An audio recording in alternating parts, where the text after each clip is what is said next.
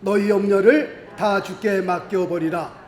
이는 저가 너희를 곤고하심이니라. 아멘. 할렐루야. 아멘. 지난 주일에 우리가 이 세상을 살면서 우리에게 늘 닥쳐오는 염려, 걱정, 근심, 이 모든 것을 어떻게 하면 다 주님께 맡기며 살 수 있습니까? 도대체 그 비결이 뭡니까? 라고 하는 질문에 첫 번째로 말씀을 드린 것이, 우리가 염려해 봤자 염려하는 그 염려가 우리의 문제를 절대로 해결해 줄 수 없다는 것을 반드시 아셔야 합니다 라는 것을 말씀을 드렸습니다. 염려해서 해결될 문제라면 아마도 주님께서는 우리에게 이렇게 말씀하셨을 겁니다. 항상 염려해라. 쉬지 말고 염려해라. 범사에 염려해라. 이는 너희를 향한 나의 뜻이니라. 아마 이렇게 말씀하셨을 겁니다. 그런데 주님께서 우리에게 뭐라고 말씀하고 계세요? 성경 창세기부터 요한계시록까지 보니까 염려하지 말라, 염려하지 말라, 염려하지 말라, 염려하지 말라. 그 염려에 대한 말씀이 얼마나 많이 나오는지 모릅니다. 왜냐하면 염려가 문제를 해결하는데 전혀 도움이 되질 않기 때문에 그렇습니다. 그러므로 염려할 시간 있으면 뭐 해라? 기도해라. 기도해라. 염려할 시간 있으면 주님 앞에 나와서 기도하라 말씀을 드렸습니다. 그리고 그 기도에 무엇이 합쳐지면, 감사가 더해지면 그거야말로 아주 최고의 시나리오라고 말씀을 드렸습니다. 우리가 하나님 앞에 드리는 최고의 삶이다. 우리가 하나님 앞에 기도하면서 그 기도에 감사가 더해지면 하나님 앞에 최고의 삶을 드리는 것이다 라고 지난주에 말씀을 드렸습니다. 주님께서 우리에게 염려하지 말라라고 말씀하신 또 다른 이유는, 염려라고 하는 것은 우리의 영혼 육을 병들게 하기 때문에 그렇습니다. 우리 영혼 육을 위하여 조금도 도움이 되지 않는 것이 염려이기 때문에 그렇습니다. 자, 말씀 볼까요? 잠언서 17장 22절 말씀을 보니까, 마음의 즐거움은 양약이라도 심령의 근심은 뼈로 마르게 하느니라 라고 말씀하고 있습니다. 지난 주일날 염려를 영어로 뭐라고 제가 말씀을 드렸죠? worry라고 말씀을 드렸죠. 그래서 우리가 don't worry 라고 하는 그런 말을 쓴다고 말씀을 드렸습니다. 그런데 그 worry라고 하는 단어, 많은 뜻이 있는데, 여러 가지 뜻이 있는데 그 중에 하나가 뭐라고 그랬죠? 물어뜯는 것이다. 물어뜯는다는 뜻을 가지고 있다라고 말씀을 드렸습니다. 그래서 염려는 우리의 심령을 물어뜯고요, 우리의 마음의 평안을 빼앗아가고요, 마음의 불안 때문에 몸에 병도 생기고요, 마침내 우리의 영혼까지도 뜯어 먹는다라고 하는 사실입니다. 이렇게 볼 때 염려라고 하는 것은 아주 무서운 병이구나 라는 것을 우리가 알 수 있습니다. 그 염려 때문에 오는 우리의 삶을 뜯어먹고 우리의 영혼까지 뜯어먹는 그 염려, 아주 무서운 병이다 라고 우리가 인식하셔야 합니다. 자, 또 말씀 볼까요? 야고보서 1장 17절 말씀해 보니까, 각양 좋은 은사와 온전한 선물이 다 위로부터 빛들의 아버지께로 내려오나니 라고 기록되어 있습니다. 지금 야고보서 1장 17절 말씀을 비추어 볼 때 염려란 빛과 어두움 가운데에 어느 쪽에 속하는 것 같아요? 그 염려가 우리의 심령을 뜯어먹고 우리의 육신에 병도 주고 우리의 영혼까지 뜯어먹는 거 보면은, 그 염려라는 것이 빛과 어둠 사이, 어둠 가운데 어느 쪽에 속하느냐? 답은 나오는 거죠. 어느 쪽에 속하는 거예요? 어두움 쪽에 속하는 겁니다. 그래서 이 염려라는 것이요, 우리의 삶을 도둑질하고 죽이고 멸망시키는 그런 일을 한다라고 하는 것을 우리가 아셔야 하는 겁니다. 그래서 주님께서는 계속해서 우리를 향하여 뭐라고 말씀하세요?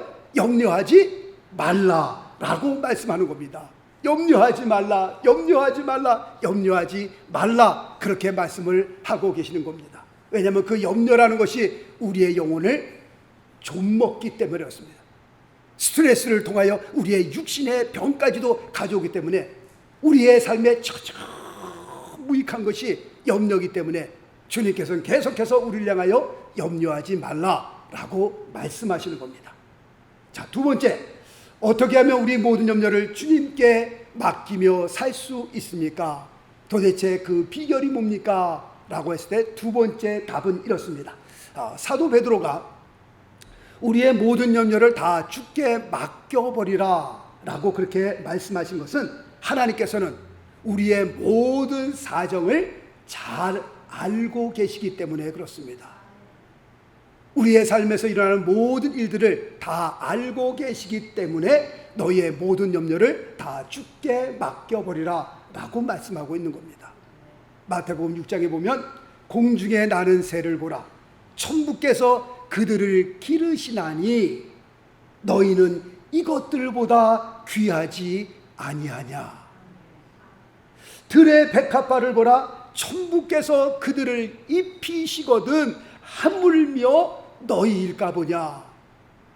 주님께서 하늘을 나는 새를 보면서 들의 백합화를 보면서 내가 그들도 입히고 내가 그들도 먹이시거든 너희는 이것들보다 귀하지 아니하냐 라고 주님께서 말씀하시면서 이런 말씀하십니다. 자, 말씀 볼까요?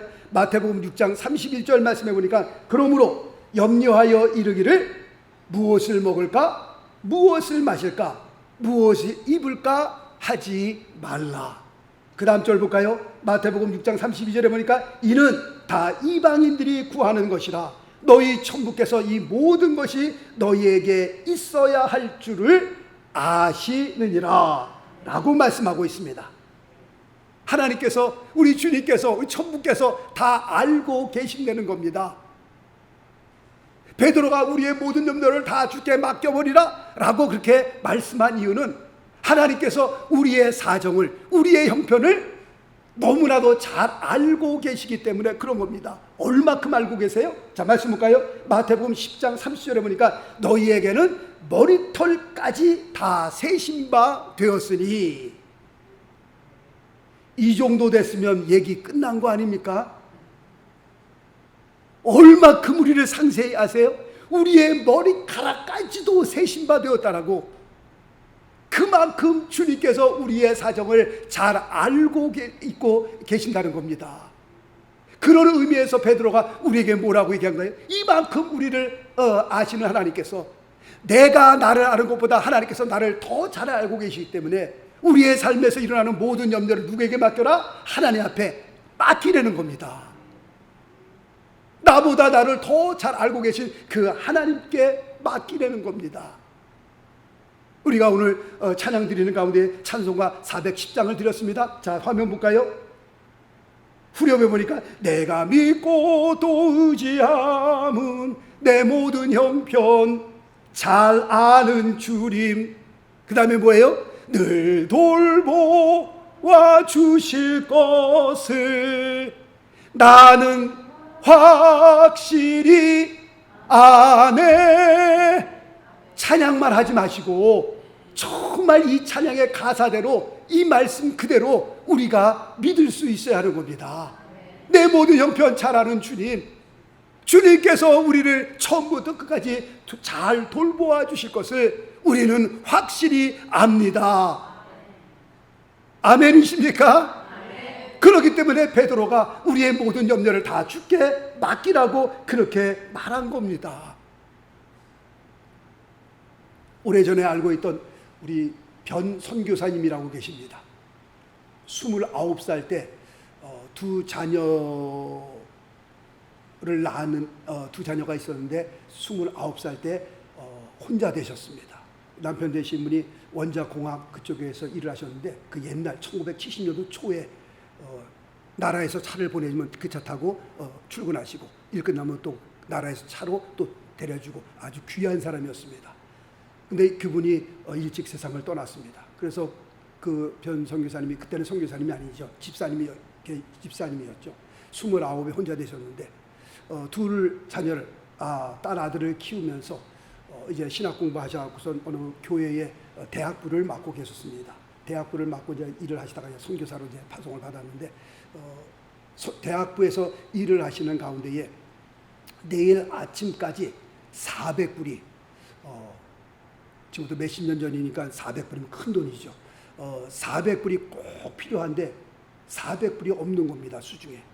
그래서 수요일 날 예배를 끝나고 이제 대학부실로 다시 돌아와서 책상에 앉아 있는 겁니다. 앉아 있으면서 어떻게 할까?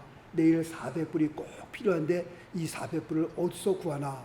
책상에 이렇게 앉아 있는데 이제 성도님들이 수요예배 끝나고 쭉 나가면서 대학부실에 이제 그 문에 우리 저 문처럼 창문이 이렇게 조그맣게 놓여 있었습니다. 근데 누가 이렇게 창문으로 보시면서 문을 두들기는 거예요. 그래서 보니까 어떤 집사님이 오셨길래 문을 열고 어서 오세요 하고서 같이 대화를 좀 하다가 그 집사님께서 가시면서 그 책상 위에다가 흰 봉투 하나를 딱 놓고 가시는 거예요.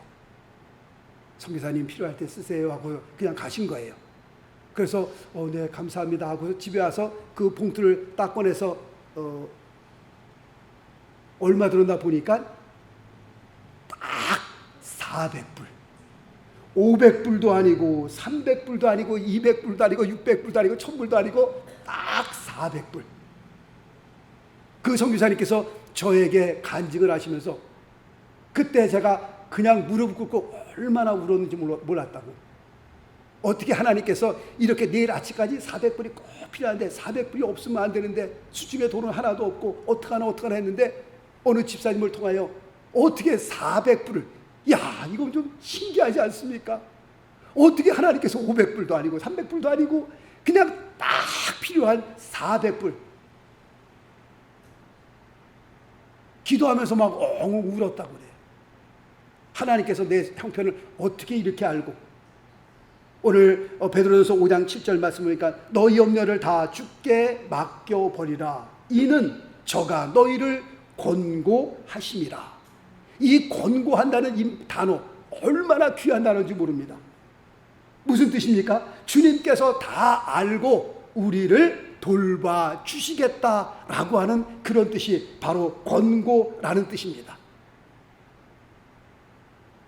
지금 베드로가 이 말씀을 기록할 때에 아마 이 말씀은 베드로의 간증일 수도 있습니다. 사도행전 12장에 보면 베드로가 옥에 갇힙니다. 이제 내일이면 사형이에요. 내일이면 죽는 날입니다. 내일이면 죽는 날인데 잠이 오겠어요? 내일이면 죽는 사형수인데 어떻게 떨리지 않겠어요? 겁나지 않겠습니다?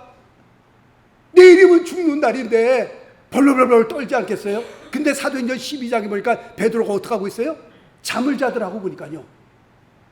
잠도요 아주 편하게 주무시더라고요. 옷 다 벗고 옷 입고 막 그냥 그 있는 게 아주 옷도 다 벗고 편안하게 얼마나 깊이 자는지 천사가 밭길로요 옆구리를 그냥 걷어찰 정도로 그렇게 깨울 정도로 아주 잠도 푹 주무시는 지금 베드로의 모습을 사도행전 12장에 볼 수 있는 겁니다. 어떻게 보면 지금 베드로전서 5장 7절은 베드로의 자기의 간증일지도 모릅니다. 주님께서 다 아시니까 우리를 돌봐주실 거야. 걱정하지 마. 내일 죽으면 죽는 거지 뭐. 내일 죽더라도 잠은 자야 될 거 아니겠습니까? 사형수들이 그 면회입니다 하고서 그 사형수를 이제 방에서 꺼내낼 때 이제 길을 가다가 이쪽이면 면회고 이쪽이면 사형장으로 가는데 이쪽으로 탁 틀게 되면 양손을 잡고 오줌똥을 싼답니다. 오줌똥을. 눈동자가 풀리고요. 죽음이라는 것이 그렇습니다. 그런데 내일이면 죽는데 베드로라는 사람은 그런 거 아랑곳 하지 않고 옷 다 벗고 편하게 주무시는 것을 보니까 정말 이 말씀은 자기의 간증인지도 모릅니다. 내일 죽으면 죽는 거지. 하나님께서 다 알아서 해 주시겠지 하고 주무시는 겁니다. 그냥. 1904년도에 말틴 목사님이라고 하는 분이 뉴욕을 방문했습니다. 뉴욕을 방문하니까 그 방문한 소식을 듣고 어느 교회에서 주일날 설교 좀 해주세요. 설교 부탁이 들어왔습니다. 네, 알겠습니다 라고 했는데 그 주일날 사모님이 갑자기 급성 맹장으로 병원에 입원하여 수술하게 되었습니다. 이 목사님이 아무래도 설교하기가 좀 안 되겠다. 그 와이프가 갑자기 급성 맹장으로 병원에 입원하고 뭐 정신이 없죠. 놀러 왔다가 그런 일을 당했으니. 그래서 설교를 제가 아무래도 못할 것 같습니다 라고 하는 그 얘기를 옆에 있던 아들이 들었습니다. 그 아들이 듣고 그 아버지에게 이렇게 얘기를 합니다. 아빠, 만약에 아빠가 교회 가서 설교하는 그 설교를 하나님이 기뻐하신다면 하나님께서 엄마도 돌봐주시지 않겠습니까? 그러니 아빠는 걱정하지 마시고 가서 설교하세요 라고 하는 그 아들의 얘기를 듣고, 그렇구나, 힘을 얻어 아빠는 주일날 교회 가서 설교하시고 그날 설교하는 시간에 엄마는 또 수술 받고, 그리고 또 수술이 잘 끝났습니다. 병원에 와보니 이제 깨워서 그 와이프 되신 그 사모님이 수술 잘 받고 난 다음에 너무 하나님께 감사해서 감사의 글을 이렇게 쭉 적었습니다. 감사의 글을 적었는데 그 감사의 글이 너무나도 은혜가 되는 거예요, 목사님에게. 그래서 그 목사님께서, 사모님께서 적은 그 글에 곡을 붙여서 찬양을 드린 것이 바로 오늘 우리가 드린 찬송가 432장이 됩니다. 432장 너 근심 걱정 말아라. 이 1절, 2절, 3절, 4절 가사를 보니까요, 이 가사들이 얼마나 귀한지 알 수 없습니다. 너 근심 걱정 말아라. 주 너를 지키리.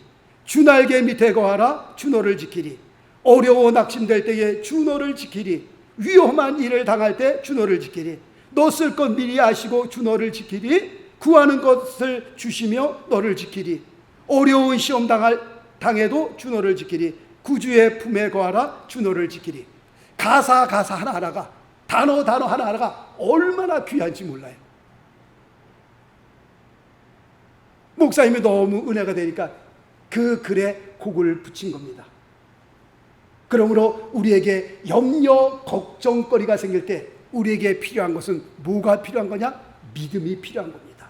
어떤 믿음이 필요한가요? 하나님께서 우리의 모든 사정을 다 알고 우리를 돌봐주신다라고 하는 그 믿음을 갖는 것이 필요하다는 겁니다. 자, 말씀 볼까요? 요한복음 14장 1절 말씀이니까 너희는 마음에 근심하지 말라. 하나님을 믿으니 또 나를 믿으라. 할렐루야. 걱정하지 말라는 겁니다. 염려하지 말라는 겁니다. 우리가 잘 알고 있는 조지 뮬러라는 목사님이 이런 얘기를 했습니다. 자, 또 화면 볼까요? 조지 뮬러 목사님이 이런 말을 했습니다. 믿음의 시작은 염려의 끝이요, 염려의 시작은 믿음의 끝이다. 너희가 염려하느냐? 너희 믿음이 죽을 것이요, 너희가 믿음을 추구하느냐? 너희 염려가 죽을 것이다 라고 그런 말을 했습니다. 지금 이 말씀을 보면서 믿음의 시작은 염려의 끝이요, 염려의 시작은 믿음의 시작이다 라고 하는 이 말씀을 보면서 이렇게 볼 때에 염려라고 하는 것은 하나님의 능력, 하나님의 보호, 하나님의 돌보심에 대한 불신이구나. 내가 너를 이렇게 잘 알고 이렇게 돌본다라고 하는 그 하나님의 말씀이 있음에도 불구하고 그 말씀에 대한 불신이 뭐예요? 아, 염려구나. 그러므로 내가 염려하기 시작한다는 것은 어떻게 해요? 믿음에서 벌써 떨어져 나와 있구나 라는 것을 우리가 깨닫게 되는 겁니다. 그러므로 염려는 영적인 문제예요. 하나님 앞에서 심각한 죄다라고 말씀드릴 수 있습니다. 왜냐하면 하나님께서 우리에게 언약의 말씀을 통해 우리에게 약속하셨음에도 불구하고 그 약속의 말씀을 믿지 않고, 나를 돌보신다라고 하는 그 말씀을 믿지 않고 내가 저쪽에 가서 막 염려하는 것, 이것은 하나님에 대한 불신이요, 이것은 죄다라고 말씀드릴 수 있는 겁니다. 아브라함이 99세고 사라가 89세 때에 하나님께서 이렇게 말씀합니다. 내년 이맘때에 내게 아들이 있으리라 라고 말씀하십니다. 이 말씀을 들은 사라가 어떻게 했어요? 속으로 웃었더라. 다시 말씀드리면 비웃은 겁니다. 하나님 도대체 무슨 말씀을 하고 계시는 겁니까? 나는 지금 의학적으로 볼 때에도, 생리학적으로 볼 때에도 애를 낳을 수 있는 그런 나이가 아닙니다. 무슨 내년 이맘때에 내게 아들이 있으리라? 무슨 말씀을 하고 계시는 겁니까? 하고 속으로 하나님의 말씀에 대해 비웃은 겁니다. 자, 말씀 볼까요? 창세기 18장 13절 말씀 보니까 사라가 왜 웃으며 이르기를 내가 늙었거늘 어떻게 아들을 낳으리오 하느냐. 하나님께서 아신 거죠. 사라는 속으로 웃었지만 속으로 비웃는 사라를 하나님께서 아시고 이렇게 말씀하시면서 여호와께 능치 못할 일이 있겠느냐라고 말씀하십니다. 지금 이 장면을 우리가 머릿속으로 떠올리면서 지금 혹시 우리가 사라의 마음이 아닐까 그런 생각을 해봅니다. 모든 염려를 이 세상 살면서 우리에게 생기는 모든 염려를 다 주님께 맡겨라 라고 얘기를 하니까 사라가 하나님을 향하여 도대체 무슨 말씀을 하시는 겁니까? 라고 비웃었던 것처럼 하나님 도대체 무슨 말씀을 하시는 겁니까? 우리도 사라처럼 비웃는 것이 아닐까. 눈만 뜨면 염려거리인데 하나님 도대체 무슨 말씀을 하시는 겁니까? 내가 지금 염려가 생기는 그 모든 염려들 하나님께서 어떻게 책임지시려고, 하나님께서 어떻게 하시려고 저에게 모든 염려를 다 주께 맡기라고 하는 겁니까? 혹시라도 우리가 사라가 가진 그 마음을 우리가 지금 갖고 있는 것이 아닐까 생각이 듭니다. 제가 처음으로 저희 아들 수영을 가르쳤을 때에 그 아들의 나이가 5살, 6살, 7살 그 정도 된 걸로 알고 있어요. 그러니까 수영을 가르치려면 처음부터 깊은 데서 가르쳐야 되겠다 해서 8피트 아주 제일 깊은 데로 가서 제가 먼저 수영장에 풍덩 들어간 다음에 거기서 제가 8피트에서 이렇게 수영하면서 아들 보고 8피트로 뛰어내리라고 했습니다. 그래서 그 가장 깊은 곳에서부터 아들을 수영을 좀 가르치려고 그 깊은 데서 제가 뛰어내리라고 얘기를 했습니다. 그런데 아들이 뛰어내리질 못하는 겁니다. 속으로 그랬겠죠. 제가 당신을 어떻게 믿습니까? 내가 뭘 믿고 이 깊은 데를 제가 뛰어내립니까? 아마 그렇게 생각했는지도 모릅니다. 차라리 어렸을 때는요, 아기 때는요, 그냥 지가 먼저 뛰어내려갖고 막 제가 겁이 났죠. 그냥 그 생각을 못할 때는 그냥 막 뛰어내려갖고서 제가 막 그냥 걔를 돌보느라고 막 허둥지둥했는데 이제 좀 자랐다는 거죠. 이제 5살, 6살, 7살 되면서 이제 조금 생각이 이제 생기는 겁니다. 그래서 그에게 수영을 가르치려고 뛰어내리라고 그러니까 뛰어내리질 못하는 겁니다. 아빠가 그 가운데에 있는데도 불구하고 아빠를 믿지 못하는 겁니다. 그래서 그 아들을 향하여 제가 소리를 지릅니다. 뛰어내리라고. 점프, 점프. 그렇게 제가 소리를 지르기를 약 20분을 소리를 질렀어요. 20분을. 제가 하도 막 소리를 지르고 무섭게 하니까 아빠 무서워서 할 수 없이 부들부들 떨고 있다가 8피트 제일 깊은 데로 그냥 뛰어내리더라고요. 그때부터는 그냥 받고 뛰어내리고 던지고 해갖고서 그때부터는 수영을 그렇게 배웠습니다. 그렇게 한 번 하고 나니까 이거 아무것도 아닌데 자기가 그때는 지가 알아서 막 뛰어내리는 겁니다. 그런데 그렇게 뛰어내리기까지 20분이 걸렸는데 제가 그렇게 하고 나오니까 집사람이 당신이 소리를 너무 질러갖고 옆에 있는 미국 사람들이 막 다 당신 보고 그냥 막 웃고 그러더라.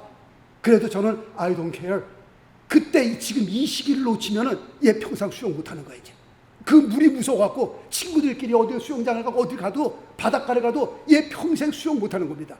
여기서 이거를 이겨내지 못하면 평생 수영 못한다. 그래서 이 순간을 이기기 위해서 사람들이 물론 옆에 보고서 저한테 뭐 손가락질 할지 모르지만 저 사람 미쳤나 할지 모르지만 이거를 이겨야 되는 거예요. 이 순간만 이겨내면 그 다음부터는 괜찮은 겁니다. 그래서 걔한테 막 소리를 마침내 뛰어내려고 같이 아빠랑 수영하다 보니까 아무것도 아니죠.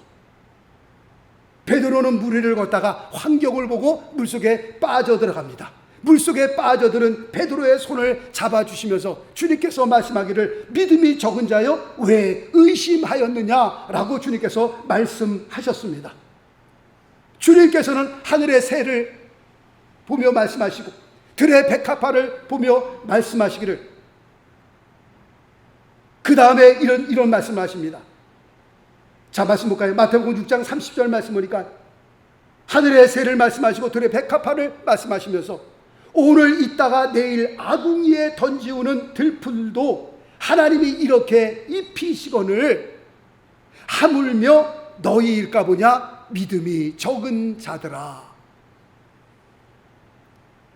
예수님을 바라보며 걷던 그 베드로가 환경을 바라보며 물속에 빠졌을 때에 주님께서 베드로를 향하여 믿음이 적은 자여 왜 의심하였느냐라고 말씀하셨던 것처럼 하늘의 새를 말씀하시고 들의 백합화를 말씀하시면서 너희가 이들보다 더 귀하지 아니하냐 말씀하시면서 믿음이 적은 자들아 왜 염려하느냐 주님께서 우리에게 말씀하고 계시는 겁니다.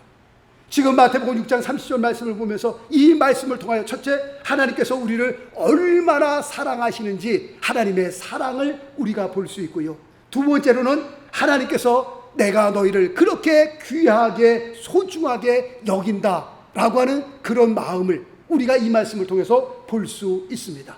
이건 제 말씀이 아니라 하나님의 말씀이죠. 자, 말씀 볼까요? 이사야서 43장 4절 말씀 보니까 내가 너를 보배롭고 존귀하게 여기고 너를 사랑하였은즉 이라고 말씀하고 있습니다. 하나님께서 우리를 보실 때 그렇게 귀하게 보신다라고 하는 겁니다. 그러므로 하늘 나는 새 들의 백합화 하물며 너희일까 보냐 이들보다 너희가 더 귀하다는 것을 여기서 지금 말씀하고 계시는 겁니다. 자, 이제 말씀의 결론을 내립니다. 첫 번째, 중요한 것은 전능하신 하나님을 믿으십시다. 그 하나님이 어떤 하나님이에요? 우리를 보배롭게 보시고 우리를 존귀히 여기며 사랑하시고 소중히 여기시는 하나님, 바로 그 하나님이 우리를 어떻게 해요? 돌봐주신다는 겁니다. 그 전능하신 하나님께서 이성이 자라가면서 아들이 저를 믿지 못하여 물로 뛰어내리는 데까지 20분이 걸렸던 것처럼 우리가 자꾸 이 세상을 살면서 우리의 이성이 커지고 우리의 생각이 많아지면 우리의 삶에도 그런 일이 얼마든지 일어날 수 있다는 겁니다. 오히려 아기 때는 그냥 막 팔피트에도 막 뛰어들었는데 자꾸 생각이 자라가면서 이성이 자라가면서 물 속으로 뛰어내리지 못했던 것처럼 우리가 자꾸 믿음에서 멀어지고 우리의 생각이 우리의 이성이 앞장서게 되면 얼마든지 이런 일이 일어날 수 있는 겁니다. 전능하신 하나님께서 우리를 돌봐주신다라고 말씀하셨음에도 불구하고 그 말씀을 믿지 못하는 겁니다. 물속으로 뛰어들지 못하는 겁니다. 하나님은 도대체 무슨 말을 하는 겁니까? 사라가 하나님을 향하여 전능하신 하나님을 향하여 비웃었던 것처럼 우리도 하나님을 향하여 비웃을 수도 있는 그런 일들이 일어날 수 있다는 겁니다. 그러므로 우리에게 필요한 것은 뭐예요? 믿음입니다. 믿음. 하나님을 믿는, 전능하신 하나님을 믿는, 좋으신 하나님을 믿는 그 믿음이 필요한 겁니다. 두 번째는 그럼에도 불구하고 우리의 마음에서 계속해서 염려가 생기고 불안하신다면 그 마음을, 불안한 마음을 가지고 누구에게로 나와요? 하나님께로 나와서 기도하시자고요. 하나님, 제가 불안합니다. 이 염려가 내 마음에서 떨어지질 않습니다. 하나님, 불안하여 제 손에 잡히는 일이 없습니다. 그 불안한 마음을 가지고 하나님 앞에 나와 기도하시자고요. 공중의 새도 먹이시고 들의 백합화도 기르신 그 좋으신 하나님께서 분명 하나님의 자녀인 나를 돌봐주실 줄로 확신합니다. 그러므로 베드로전서 5장 7절 말씀, 너희 염려를 다 주께 맡겨버리라. 이는 저가 너희를 권고하심이라 라고 하는 이 말씀을 제가 다시 그냥 조금 고쳤습니다. 자, 화면 볼까요? 자, 이 말씀을 다 같이 읽고 오늘 말씀을 마치도록 하겠습니다. 베드로전서 5장 7절 다 같이 읽습니다. 시작. 너희 염려를 다 주께 맡겨버리라. 이는 좋으신 하나님께서 반드시 우리를 돌보아 주시기 때문입니다. 아멘이십니까?